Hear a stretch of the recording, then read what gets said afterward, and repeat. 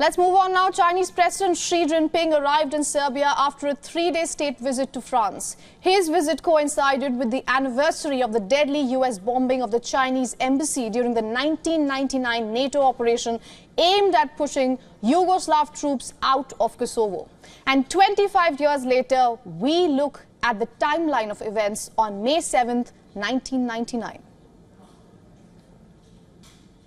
At 11:45 p.m. on May 7, 1999, a US bomber dropped 5 precision-guided bombs hitting the Chinese embassy in Yugoslavia at number 3 Cherry Blossom Road.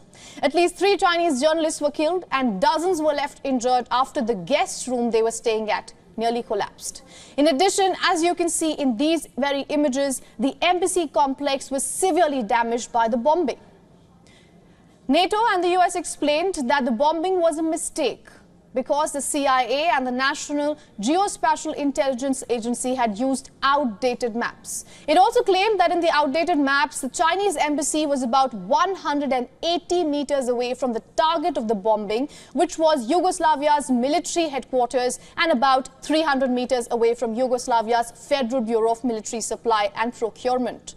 After the incident, the Chinese government issued a statement saying that the incident was a gross violation of Chinese sovereignty and a trampling on the Vienna Convention on Diplomatic Relations and the basic norms of international relations, following which, then on May 8th, a day later, a series of large-scale rallies and demonstrations across China were held in response to the incident.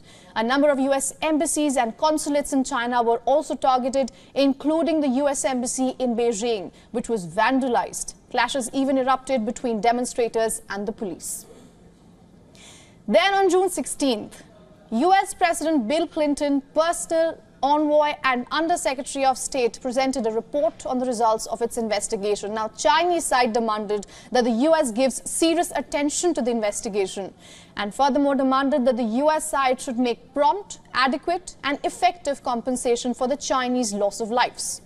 On 30th July, the two sides reached agreement on the compensation by the US to the Chinese casualties. The US side was to pay a compensation of $4.5 million to the Chinese government for the casualties. Then on December 16, 1999, US government additionally paid $28 million to the Chinese government for the damages. For all the latest news, download the WION app and subscribe to our YouTube channel.